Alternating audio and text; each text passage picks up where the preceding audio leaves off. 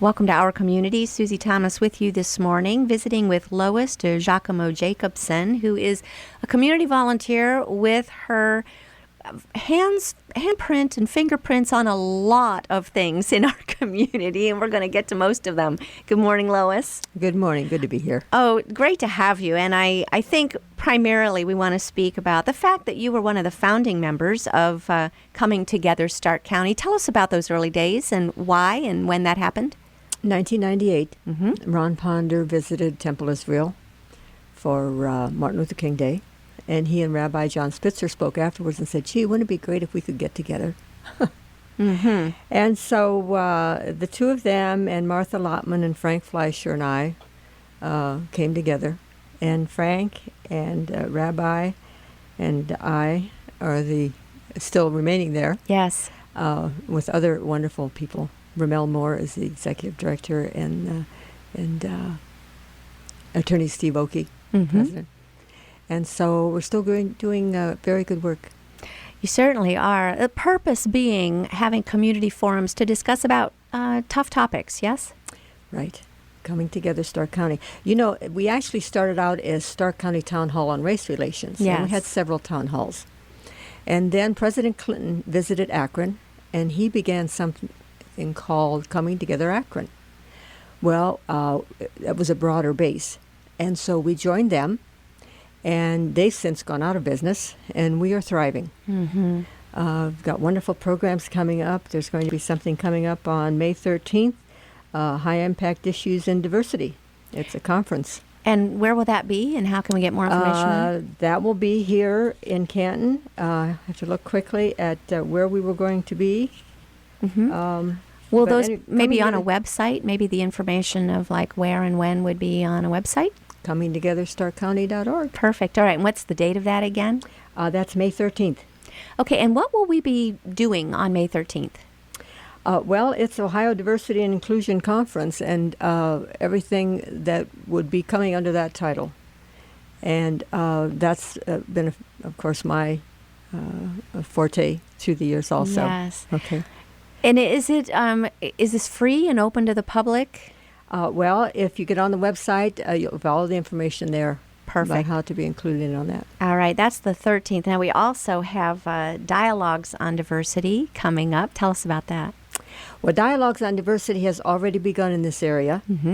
And on March 1st, Dialogues on Diversity, which is a diversity training company, came to Canton after about 2 years of preparation.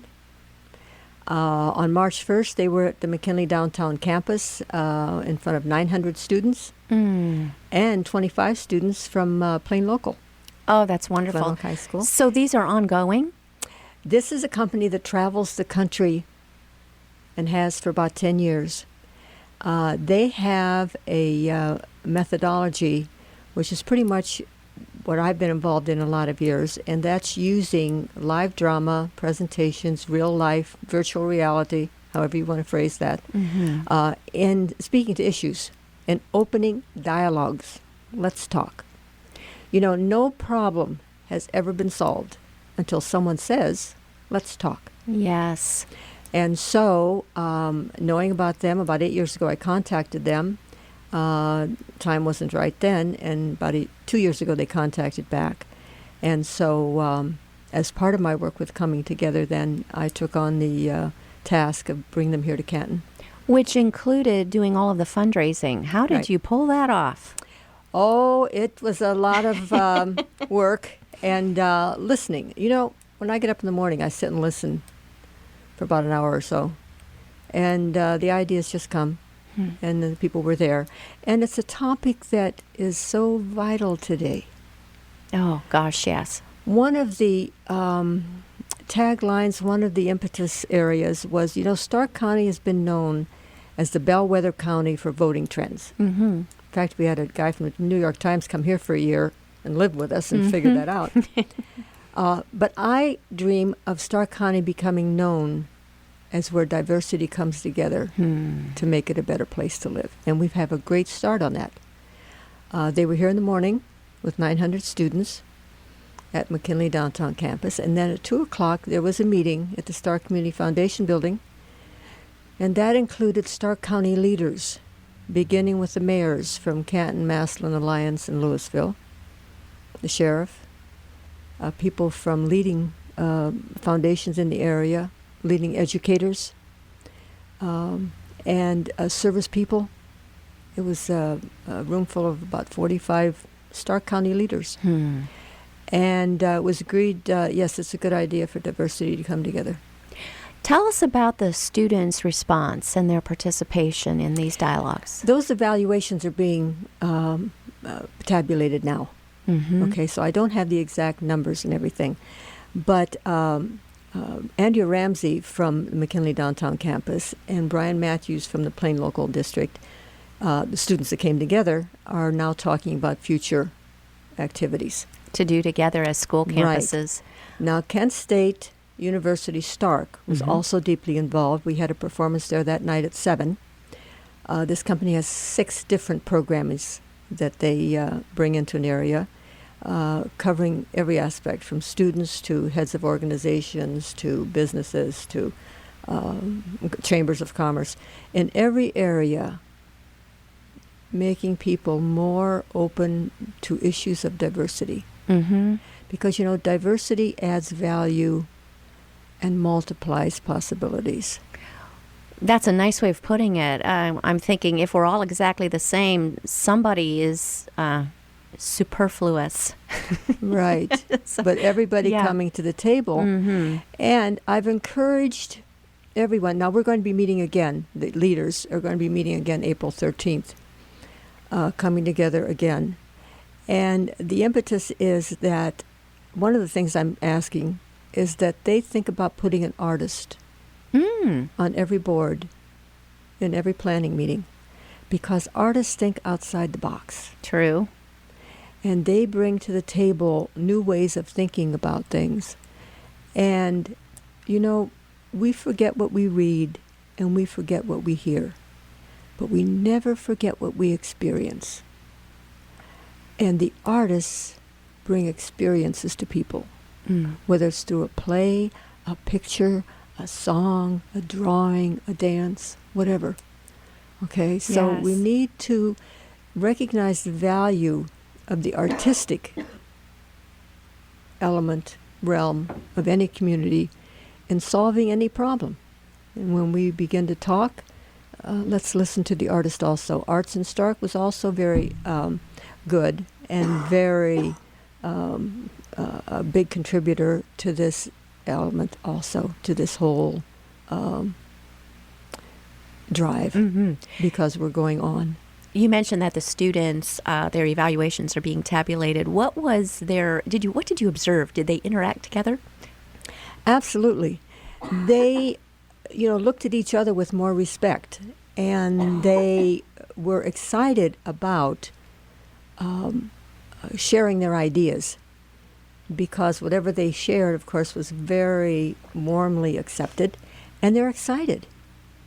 They're excited because they can see coming into a group of people as strangers and leaving as friends. And what did that? Well, again, let's talk. Dialogues on diversity. It just takes meeting one person, doesn't it?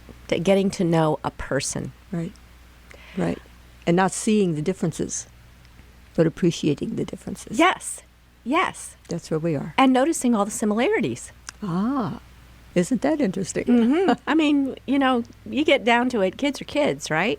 Absolutely. And they would be surprised at how many similar situations they're all in. Right.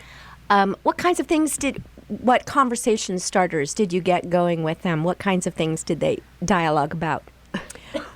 In the presentation, of course, there are many vignettes. There are, you get to listen in on different diverse people's talking and reacting to situations. If you could listen into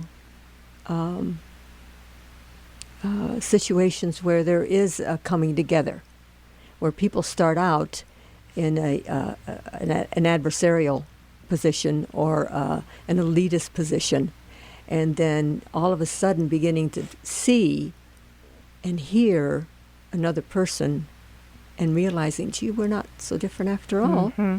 Okay? And then it just kind of sparks. And you put these young people together and you turn them loose. And you let it be known that nothing they can say or do is bad or wrong. Okay? Right, safe space, yeah. Absolutely. They're gold. Were these done in large group, or did they break up into smaller groups to get to know one another? Anything and everything. Both Now, ways. Dialogues on Diversity comes into a community and can touch every part of the community, from the business people to the social service people to the safety people to the people working in health. It really doesn't matter. And because it's plural, dialogues on diversity, what is the next dialogue? What's next in store for this program? For the program?